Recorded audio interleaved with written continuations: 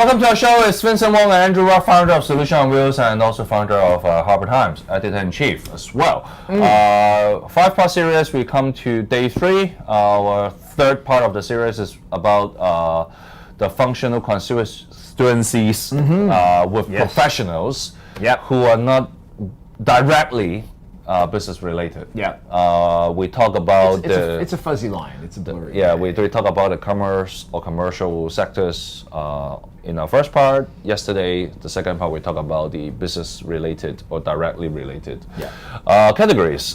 Today, we're going to talk about 4 categories, which are obviously professionals, but not that business driven, not as business driven. We have the teachers, we have the social workers, and we have the doctors and the paramedics. The health services, nurses, paramedics, anything not a doctor, right? Anyway. Okay. Which one do you want to do first? Education? Education is always the interesting one because it has the largest number of voters if you do not count the super seats. Huge. Huge. Over 88,000 voters. And it has been pan-Democrats or even a Democratic or Democrat seats for a long time. Teachers got issues now. They've been a big part of this campaign. All this talk about, are teachers going to lose their licenses if they talk about independence? I mean, that's been a big issue. Seriously, this is one of the functional constituencies which has the highest number of debates. Because of I believe it. Because teachers, students, parents are all interested. And education is such a huge issue in this town. I mean, I don't think Yip Kian-Yuan, the incumbent, will have any trouble? I don't think he has any trouble. But having said that, he performed quite poorly in terms of in a lot of debates. Okay. And you think Choi Luk-Yin is out there kicking and taking names? It's kind of like a middle-aged Spice Girl. With middle-age may not be the right word, but middle-age is a very broad spectrum. But I think he got a lot of the more conservative teachers' applause on her way to challenge Yip Kian-Yuan. Right. In particular on teachers'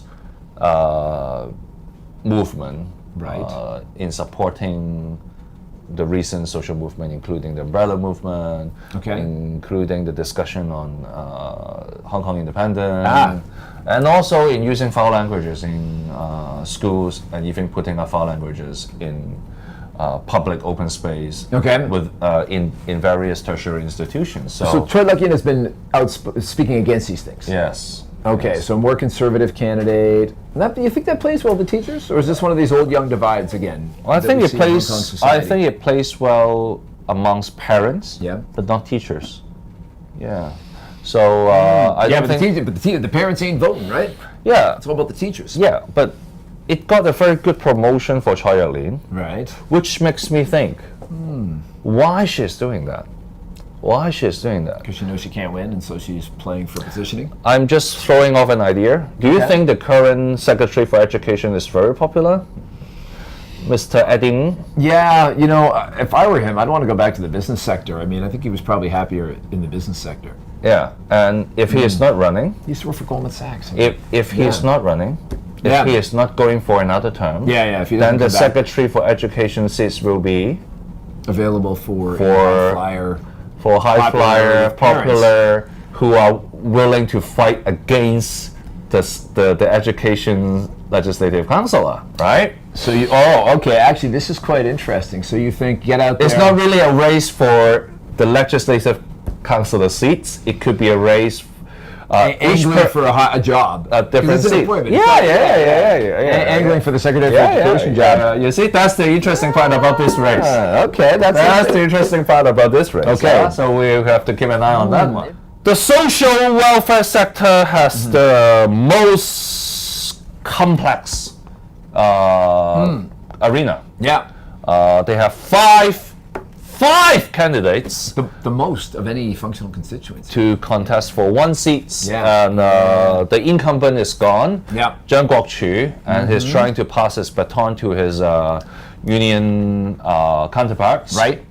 Or even a protege. Yep.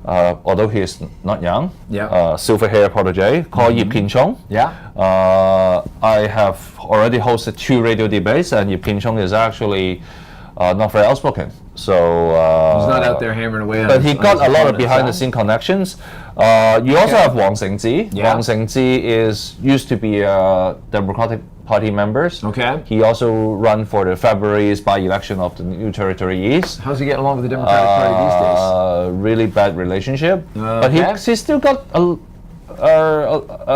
number of relationships with the religious groups, and the religious groups actually has a number of social workers. Okay. And on top of that, we have 2 academics running. Yep. And Who we got? old academic. A lot of research papers. Right. Called Guan Yuhyun. Okay.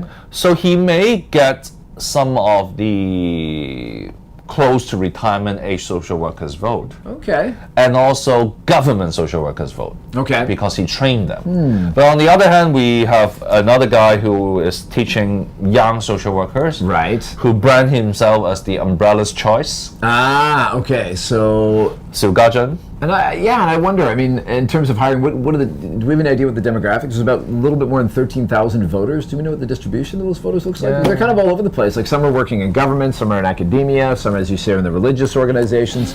Seems like everybody's got a niche. We just, it's hard to figure out which To make is the things biggest. complicated, Yeah. you also have Zhang Jinqiu, Yeah. the guy who got beaten up by 7 police during the umbrella movement. Right. The court case is still going on. Brand name recognition. Can't hurt. And he is so desperate to run that he resigned from Civic Party, because Civic Party. Didn't want to let him run. Yeah. Yeah. So you got all high energy individuals. Yeah. To compete for these seats. So. Okay. Interesting. one to watch out for. One more. Well, 2 more actually. The medical and the medical services sectors. Okay. And the medical services sectors are more easier to predict. Sure. You have the incumbent. Yep. Li Guolun. Yep. I think he will win for sure. Running against him, Choi Poo-wah. Yep. I thought if anyone wants to challenge Li Guolun, it should be a really young guy, a young paramedic. Because Joseph Lee, Li Guolun, is pretty popular. Yeah, has been doing the job for a and while. Choi Poo-wah is actually older than Li Guolun. So Really? Okay, so we got an older challenger, Choi Poo-wah. Yeah. Both of them have very similar positions in that they're all about saving jobs in the sector, promoting jobs in the sector. That Helping includes nurses. nurses and paramedics. Nurses in Hong Kong are apparently just ridiculously overworked. Yep.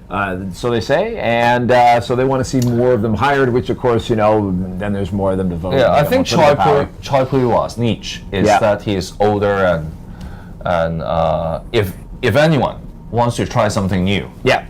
they may pick the older guy who are more familiar. Yeah. Because they may think that the previous approach by Li Guolun may not work. There's Yeah. only one way he can approach this, but actually Li Guolun is really popular among the nurses. Yeah. So I don't think he will lose the seat. Interesting. 37,000 voters. Yeah. Again, not one where the fix is in. I mean, people forget the hospital authority is the biggest employer in Hong Kong. That's a lot of nurses. Yeah. And some paramedics to go along with them. And So other it will be the related hospital. professions. It will be the hospital authority's choice Yeah. versus all other people, Yeah. all other paramedics and nurses. Yeah, it's, But finally, the doctors, right? The doctors, the incumbent was gone. Yep. You know why? Why? What happened to the old guy? Dr. Leung Galo. Yeah. He Yeah, what told happened to me Leung that Galo? he told me that he has 4 new babies each year for his term. Okay. And those 4 babies, I'm guessing, are metaphorical babies. Either that. No. What do you mean? With his wife. What do you mean you have 4 babies each term? That's 16 children. His term is 4 years. 4 years. He had 4 Each year, Yeah. his wife gave birth to 1 baby. Really? Yeah. It's got to be some kind of a record in Hong Kong. Good Lord. Okay, like since the. So in the he modern said he era. has to spend more time with his kids. It's 4 kids. You mean Yeah. he was a legislator and he made Babies. 4 kids in 4 years? Hats off to you. Wow. Okay. So Dr. Leung is gone, Yes. and then there are 2 choices: Chen Pui-yin and Wang Yihim. Totally get it. Wang Yihim is a more conservative guy, and Chen Pui-yin is the more pan-Democrats or even the umbrella movement. Yeah, who's this guy? Pierre Chan is he's ooh la la. What do we know about him?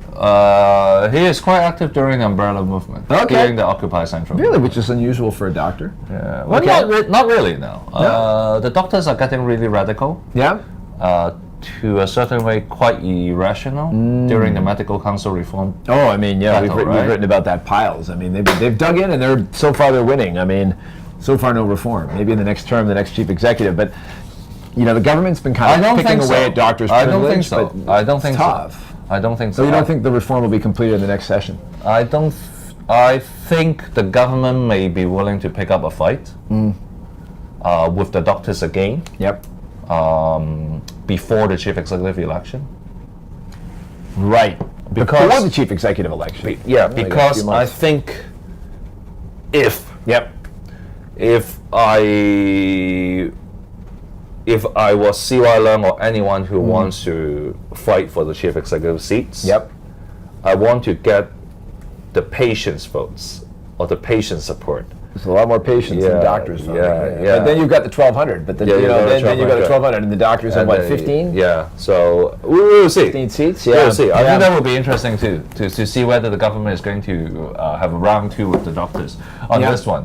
And with that, I would like to conclude part 3 of this functional constituency legislative council election analysis series, and have to thank again Mr. Andrew Work for his good work. Dude, I'm so glad to be here. Thank you for having me every time, and always happy to hear when you got good solutions. Okay, moving on to tomorrow. You cannot miss that because it's our advanced Halloween special for the legislative council elections. Oh yeah, we are going to talk about the weirdos. The weird, wild, wacky, kind of like things like really how can that be a functional weird, wild, wacky, WWW. Yes, but not the World Wide Web. All right. Now, see you tomorrow.